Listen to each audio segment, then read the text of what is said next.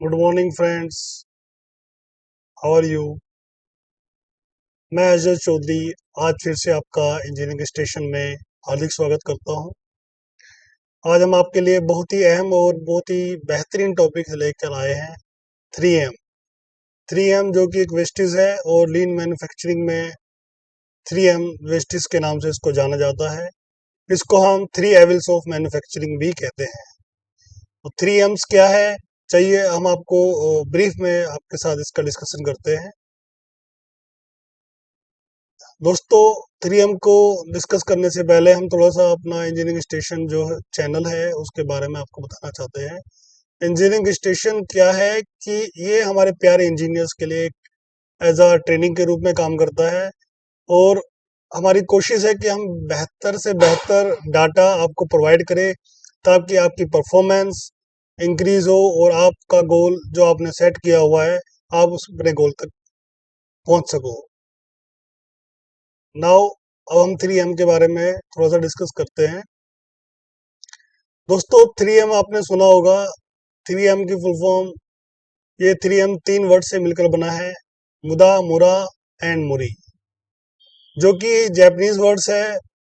और in Japanese words को दिन के तीनों के डिफरेंट डिफरेंट मीनिंग है इंग्लिश के अंदर। मुदा को हम वेस्ट के नाम से जानते हैं, मुरा को अनइवननेस एंड मुरी को overburden.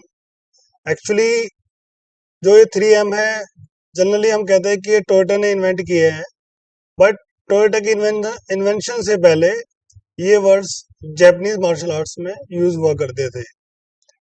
In martial arts, in any excess movement in combat is a waste से tire the athletes and leave him open for an attack.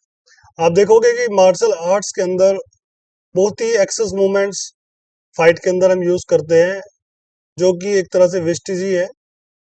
और उस एक्सेस मूवमेंट्स की वजह से एथलीट थक जाता है, जिसकी वजह से ये एक्सेस मूवमेंट्स एथलीट्स को अटैक होने के लिए छोड़ देते हैं। सिमिलरली, एनी अनइवन और अननेचुरल इवेंट्स और मूवमेंट्स और थॉट्स और unnatural stance will hinder your action.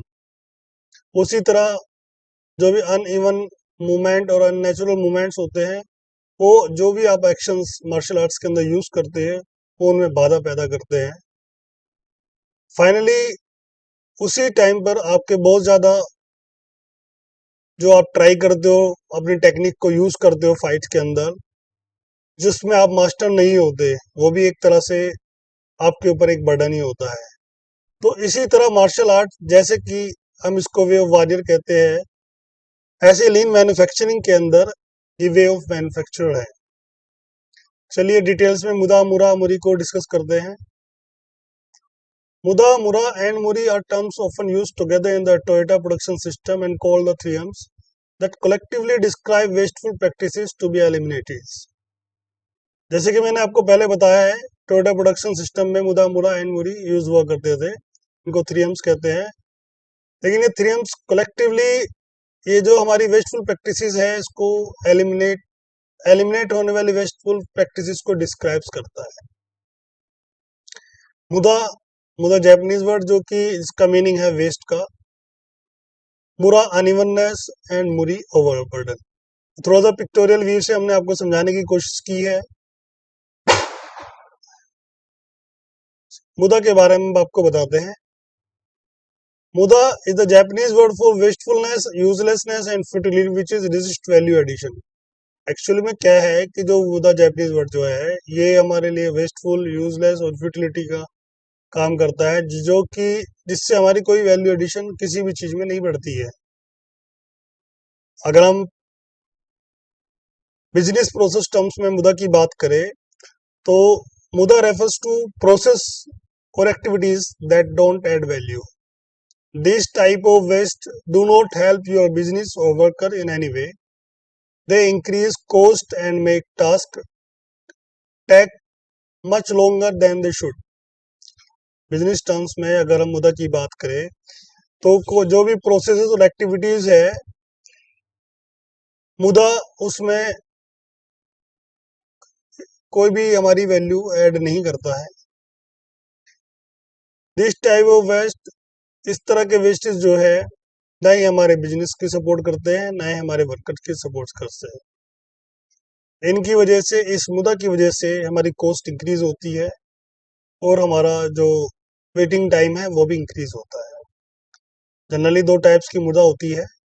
Type one, this this includes non-value added activities in the processes that are necessary for the end customer. First type की जो मुद्दा है वो non value added activities को include करती है process के अंदर, जो कि एंड कस्टमर्स के लिए तो बहुत जरूरी है। एग्जांपल के तौर पे, inspection and safety testing does not directly add value to the final production. जो भी हम इंस्पेक्शन अपने प्रोसेस के अंदर और सेफ्टी से रिलेटेड टेस्टिंग्स करते हैं, हमारे फाइनल प्रोडक्ट की वैल्यू को ऐड में कोई इंक्रीज तो होता नहीं है, लेकिन ये नेसेसरी एक्टिविटीज है जो हमारे कस्टमर्स के लिए, सेफ प्रोडक्ट्स के लिए बहुत ही जरूरी है। अगर हम ये एक्टिविटीज नहीं करेंगे, टेस्टिंग नहीं करेंगे, इंस्पेक्शन नहीं करेंगे, तो कस्टमर को जो प्रोडक्ट्स हम सप्लाई करेंगे वो में भी हो सकता है कि सही सप्लाई ना हो। कस्टमर तो उतने ही पैसे देगा ना, बट हम कस्टमर को सेटिस्फाई करने के लिए हम कुछ एक्स्ट्रा एक्टिविटीज हम अपने यहाँ पर ऐड कर देते हैं। Second type muda, this include also non value activities in the processes but these activities are unnecessary for the customer. इस टाइप की जो नॉन वैल्यू एडिड एक्टिविटीज होती है हम प्रोसेस में ऐड करते थे, बट कस्टमर के लिए अननेसेसरी है। एज अ रिजल्ट, मुद्दा टाइप 2 शुड बी एलिमिनेटेड। चलिए टाइप 2 की जो भी non value added activities process में हम यूज करते हैं उसके बारे में आगे डिस्क्राइब करते हैं। ये there are 7 categories of waste under muda type 2 that should be eliminated. 7 types की, 7 कैटेगरीज वेस्ट की टाइप 2 मुद्दा के अंदर हमने यहाँ डिस्कस कर रहे हैं। फर्स्ट है transport, unnecessary transfer of products और material from one location to another. आप देखोगे प्रोसेस में जो भी अननेसेसरी प्रोडक्ट्स का ट्रांसफर करते हैं, मटेरियल्स का एक जगह से दूसरे, वो भी वेस्टेज ऑफ टाइम है, वेस्टेज ऑफ ट्रांसपोर्ट है, वेस्टेज ऑफ मनी है। तो this is also the type 2 मुद्दा। Inventory, all components work in process and finished products not being processed। आप देखोगे कि प्रोसेस में WIP में हमारे बहुत से कंपोनेंट्स पड़े हैं, FG में पड़े हैं, ना तो वो सप्लाई हो रहे हैं ना वो बने हैं। इस टाइप की इन्वेंट्री भी हमारे लिए वेस्टेज है और जिसकी वजह से ये हमारे प्रॉफिट्स को, ये इन्वेंट्री हमारे प्रॉफिट्स को खाती है। तो हमें इन्वेंट्री, इस टाइप की इन्वेंट्री, इस टाइप के वेस्टेज को भी हमें रिमूव करना चाहिए। थर्ड है मूवमेंट, एक्सेसिव और unnecessary movement of a person machine to perform the operation. अगर आपने ऐसा प्रोसेस डिजाइन कर दिया है, ऐसा लेआउट डिजाइन कर दिया है जिसका रिलेशन बिल्कुल सीक्वेंस में नहीं है, तो उसकी वजह से अननेसेसरी मूवमेंट होता है प्रोसेस के अंदर। मैन टू मैन चेंज करने पड़ते हैं, पर्सन का मूवमेंट ज्यादा होता है, मशीन्स का मूवमेंट ज्यादा होता है, जो कि wastage of time, wastage of money है। Waiting, any act of waiting before performing the next step in the process. जैसे कि मैंने आपको मूवमेंट्स में डिस्कस किया था कि आपने अगर लेआउट सही नहीं किया तो आपका मूवमेंट ज्यादा होगा और उसी की वजह से ही आपकी वेटिंग भी बढ़ेगी। आपको वेट करना पड़ेगा नेक्स्ट प्रोसेस के लिए। आपने साइकिल टाइम के हिसाब से प्रोसेस सेट नहीं किया, एक प्रोसेस का साइकिल टाइम ज्यादा है और दूसरे के लिए हम वेट कर रहे हैं, तो वो दूसरी साइड का ऑपरेटर बेटर रहता है और पहली साइड का ऑपरेटर अपने काम में लगा रहता है। यानी कि एक जगह हमारा वर्क हो रहा है, दूसरी जगह हमारा वर्क नहीं हो रहा है। तो इस टाइप का जो प्रोसेस है वो भी हमारे लिए, जिसमें हमें वेट करना पड़ता है, वो भी वेस्टेज है। ओवर प्रोडक्शन, दोस्तों आप कंपनी में अगर हम ओवर प्रोडक्शन कर देते हैं जो कि कस्टमर की डिमांड से, कस्टमर की एक्सपेक्टेशन से ज़्यादा है, तो वो भी wastage of money, wastage of production, disturbance और मुदा, ये वेस्ट हमारे यहाँ प्लांट में इकट्ठा हो जाएगा। ज़्यादा इकट्ठा होने से, प्रोडक्शन इकट्ठे होने से इनकमिंग मटेरियल्स की कमी हो जाएगी, और अगर हम किसी दूसरे प्रोडक्ट्स में हमें मटेरियल की ज़रूरत है तो ओवर प्रोडक्शन करने से हमारा इनकमिंग में जो रिक्वायरमेंट है, यानी कि हमारी जो फाइनेंशियल कंडीशंस है रॉ मटेरियल्स के लिए, वो कम हो जाएगी, डाउन हो जाएगी। तो हमें ओवर प्रोडक्शन भी नहीं करके रखना चाहिए। जितनी कस्टमर की एक्सपेक्टेशन है उतनी ही प्रोडक्शन हमें करनी चाहिए, अननेसेसरी प्रोडक्शन हमें नहीं करनी चाहिए। ओवर प्रोसेसिंग, 6 नंबर है over processing, doing more than what is necessary to process or product or service. अगर हम जो प्रोसेस की रिक्वायरमेंट है उससे ज़्यादा हम प्रोसेस करते हैं तो वो भी वेस्टेज का ही रूप है। तो हमें इस ओवर प्रोसेसिंग से भी बचना चाहिए। कस्टमर जितने प्रोसेस के चार्ज हमें दे रहा है, जो कि नेसेसरी है, रिक्वायर्ड है, उतना ही प्रोसेस हमें करना चाहिए। अननेसेसरी प्रोसेस हमें ऐड ऑन नहीं करने हैं अपने। Defects, product that do not meet quality standard as to rework.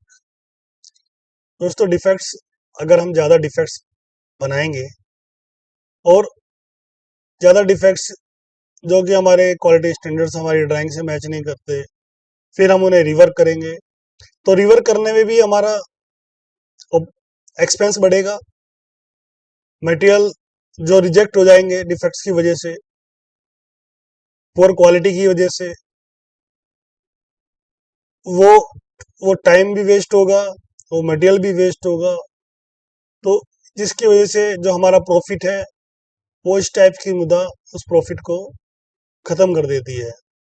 तो दिस टाइप ऑफ 7 वेस्टेज, हमें इन 7 वेस्टेज के ऊपर वर्क करना चाहिए और उन्हें हमें एलिमिनेट करना चाहिए। यहाँ पर हम पिक्टोरियल से हमने दिखाया गया है डस्टबिन, इन वेस्टेज को, जो कि हमें डस्टबिन में एक तरह से डालने चाहिए। अब मुद्दा एलिमिनेशन कैसे करें, इसके कई तरीके हैं मुद्दा एलिमिनेशन के, लेकिन अगर हम बात करें सबसे पहले, सबसे इंपॉर्टेंट चीज जो है 5S है। हम अपने प्लांट के अंदर 5S जितना बेहतर करेंगे उतना ही बेहतर हमारी प्लांट की रूपरेखा होगी और वेस्टेज हमें निकल कर बाहर आएंगे, और तभी हम उन वेस्ट के ऊपर काम कर सकेंगे। दूसरा है टोटल वर्क फ्लो मैनेजमेंट। हमें अपने प्लांट का, हमें अपने प्रोडक्ट के लिए प्रॉपर प्रोसेस डिजाइन करना चाहिए, अपने प्लांट का लेआउट सही से डिजाइन करना चाहिए, जिससे हमारे जो वर्क फ्लो है वो बेटर हो, वहाँ पर कोई भी वेस्टेज बीच में ना आए, ऑपरेट मूवमेंट में वेस्टेज ना हो, प्रोसेस में वेस्टेज ना हो, वेटिंग टाइम ना हो। इस तरह का सिंगल लाइन फ्लो हमें अपना तैयार करना है, तभी हम मुद्दा को एलिमिनेट कर सकेंगे।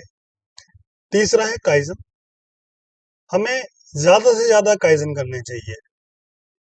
जो भी वेस्टेज है, इन वेस्टेज को निकालने के लिए हमें अपने प्रोसेस में, हमें अपने प्रोडक्ट में, हमने अपने टूलिंग्स के अंदर, अपने प्लांट के अंदर, जहां भी पॉसिबल हो, हमें ज्यादा से ज्यादा काइजन यूज करने चाहिए। गैम्बा एक्टिविटी, दोस्तों गैम्बा एक्टिविटी हमें फॉलो करनी चाहिए। गैम्बा मैक्सिमम मुद्दा एलिमिनेशन करने में इंपॉर्टेंट रोल करता है। एसएमईडी, एसएमईडी सिंगल मिनट एक्सचेंज डाई।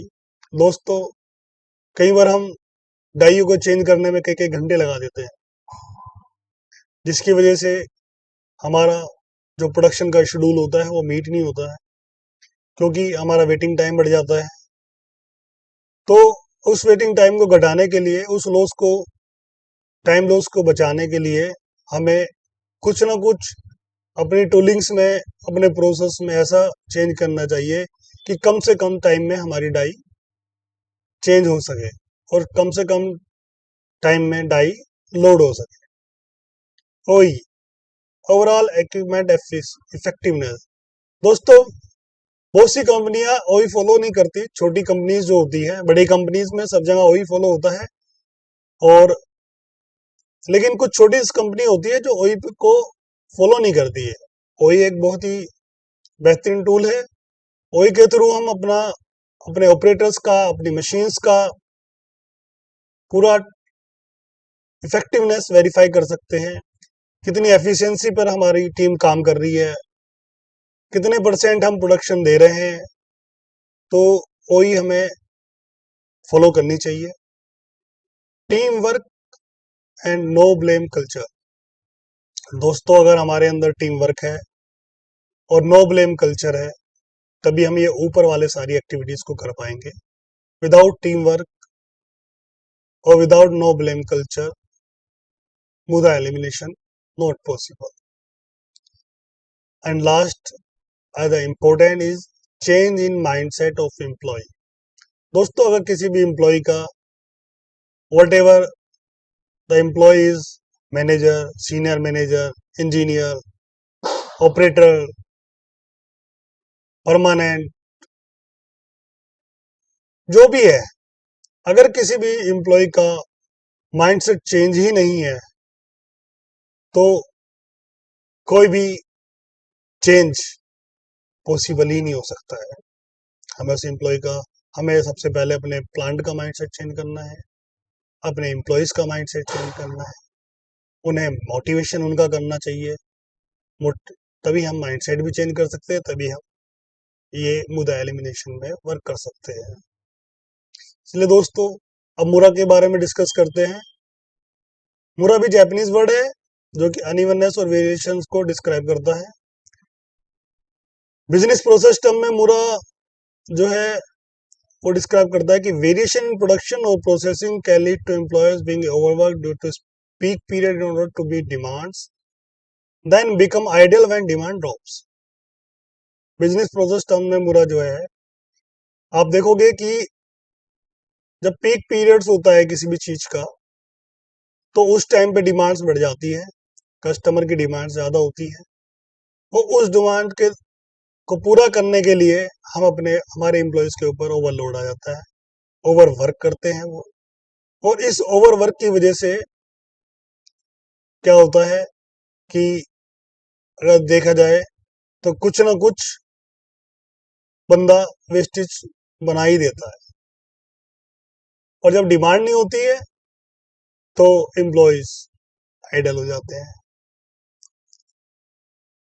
तो ये अनइवन वेरिएशन इसे ही कहते हैं, अनइवननेस। कभी डिमांड ज्यादा है तो लोड ज्यादा हो, कभी डिमांड नहीं है तो लोड जीरो है।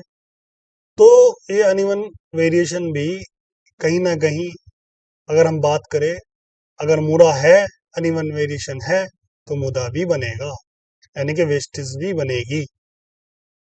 तो having uneven workload can also lead to work in process inventory accumulation and waiting. जैसे कि हमने बताया कि अनइवन लोड है, अनइवन डिमांड्स है, अनइवन वर्कलोड है, तो हमारे प्रोसेस में इन्वेंट्री तैयार हो जाएगी, लोड होने की वजह से वेटिंग टाइम बढ़ जाएगा। ठीक है ना दोस्तों? तो when employees are overworked, there is a higher possibility for defects to come out of the pipeline. Looking closely, the presence of Mura lead to Muda. जब एम्प्लॉयज ओवरवर्कड होते हैं तो ज्यादा चांस होते हैं कि वो डिफेक्ट पैदा करेंगे।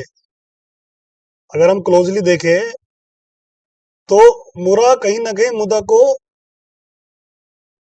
लीड करता है। तो मुरा बहुत इंपॉर्टेंट चीज है। टू मेजर वे हैं मुरा को आइडेंटिफाई करने के लिए: visualizing your work flow on a kanban board और measuring your process stability with a community flow diagram. दोस्तों, हम अपने प्रोसेस में हमें कानबन बोर्ड का यूज करना चाहिए और कम्युनिटी फ्लो डायग्राम यूज करना चाहिए। कानबन बोर्ड में हम अपने प्रोसेस को वेरीफाई कर सकते हैं कि अभी हमारे प्रोसेस किस स्टेज पे है, प्रोग्रेस में है, टेस्टिंग में है। तो कैनवन बोर्ड पे वो इजीली विजुअलाइज हो जाता है। और सिमिलर जो क्युमुलेटिव फ्लो डायग्राम होता है, सेम वे ही वो भी मेजर करने के लिए मोरा को इम्पोर्टेंट रोल है उसका भी। Now muri, muri is the Japanese word for overburden. Muri क्या है? जापानीज वर्ड है जो कि ओवरबर्डन के लिए जाना जाता है। इंग्लिश में मुरी को ओवरबर्डन कहते हैं। और बिजनेस प्रोसेस टर्म में अगर हम मुरी की बात करें तो this is refer to as putting too much stress and strain on people and machine. दोस्तों, बिजनेस प्रोसेस टर्म में मुरी स्ट्रेस और स्ट्रेन जो कि लोगों और मशीनों के ऊपर आता है उसको डिफाइन करता है। आप देखोगे, we can see this in employees working over time to meet target and machine operating more than 100% of their capacity, to name a few. This stand often stem from the presence of Mura. अब देखोगे कि employees अपने targets को meet करने के लिए over time करते हैं, मशीन 100% कैपेसिटी से ज्यादा वर्क करती है, ठीक है। और इसी ही वजह से, इस ओवरबर्डन की वजह से कहीं ना कहीं ये मुरा की प्रेजेंस होती है, क्योंकि अनइवननेस और अनडिमांडेड जो भी रिक्वायरमेंट होती है उसकी वजह से मुरी बढ़ती है। Due to the variation in pace of work, employees and machines are sometime subject to extra effort that is beyond their capacity. तो ऊपर बताया गया है, आपके वर्क में वेरिएशंस आ गया, वर्क बढ़ गया, एम्प्लॉय मशीनों को एक्स्ट्रा एफर्ट लगाना पड़ता है उनकी कैपेसिटी से ज्यादा। तो मुरी आल्सो लीड टू मुदा, यानी कि ओवरबर्डन होगा तो ओवरबर्डन में वो टारगेट पूरा करने के चक्कर में वेस्ट जरूर बनाएंगे, मुदा को जनरेट जरूर करेंगे। ओवरबर्डन पीपल एंड मशीन को लीड टू डिफेक्ट्स प्रोवाइड करेंगे, डाउन टाइम आएगा, ब्रेकडाउन्स आएंगे, इन्वेंट्री बनेगी, वेटिंग टाइम बनेगा। तो दोस्तों, इस तरह मुरी तीनों आपस में एक दूसरे से कोरिलेट है। मुदा हम एक पर वर्क नहीं करना, हमें तीनों पे वर्क करना है। अगर एक बढ़ेगा तो दूसरे और तीसरे को जरूर इफेक्ट करेगा। कॉजेज ऑफ मुरी क्या है? Causes of muri: over demanding, lack of training, lack of communication, lack of proper tools and equipment. And how to eliminate negative effect of मुरी? मुरी के नेगेटिव इफेक्ट को कैसे एलिमिनेट कर सकते हैं? Team का workflow जो है उसको मैपिंग करें, हम अपने प्रोसेस का स्टैंडर्डाइज करें, जिडो का प्रैक्टिस का यूज करें। चलिए हम एक रॉ मटेरियल शिपमेंट के एक एग्जांपल से आपको समझाने की कोशिश करते हैं। दोस्तों, मुरा एंड मुरी, जैसे कि मैंने बताया कि तीनों के तीनों इंटर रिलेटेड है। Eliminating one of them will affect the other two. अगर हम एक को एलिमिनेट करते हैं तो दूसरे को इफेक्ट करता है। For example, a firm that need to transport 6 tons of material to a customer has several options. एक फर्म को 6 टन का मटेरियल ट्रांसपोर्ट करना है और इसके हमने कई ऑप्शंस लिए हैं। Option 1, the first option is to lead one truck with all 6 tons and make a single trip. However, in this example, it would be considered muri due to overburden of the truck. This excess load can lead to a breakdown. पहले option में हम क्या करते हैं, हम जो 6 ton का load है उसे एक सिंगल ट्रिप में ट्रांसफर करने की कोशिश करते हैं, लेकिन ये इट वुड बी कंसिडर, ये क्या कंसिडर करेगा? Muri due to overburden of truck. Truck में जब हमने ज्यादा ओवरबर्डन कर दिया तो मुरी करेगा। मुरी क्यों करेगा? ओवरबर्डन की वजह से ब्रेकडाउन हो सकता है ट्रक में, क्योंकि एक्सेस लोड हुआ है, ओवर कैपेसिटी है। ठीक है, सिंगल ट्रिप तो हो जाएगी, जल्दी से पहुंच जाएगा, बट मुरी जनरेट हो जाएगी, ब्रेकडाउन आ जाएंगे। In this trip amount of deliver metal may be too much for on site storage and material handling. दूसरा क्या होगा? एक्सेस मटेरियल आ गया, लेकिन जहां पर हमें स्टोर करना है, हमारे पास उतारने के लिए नहीं बंदे होंगे, हैंडलिंग करने के लिए स्पेस नहीं हो सकता, तो बहुत सारी प्रॉब्लम्स क्रिएट होगी। सो ओवरबर्डन जो है, एक्सेस, ये मुदा है, एक्सेस अमाउंट मुदा जनरेट हो गया, ओवरबर्डन हो गया, एंड रिसीवर आल्सो ओवरबर्डन हो गया फॉर दिस डिलीवरी।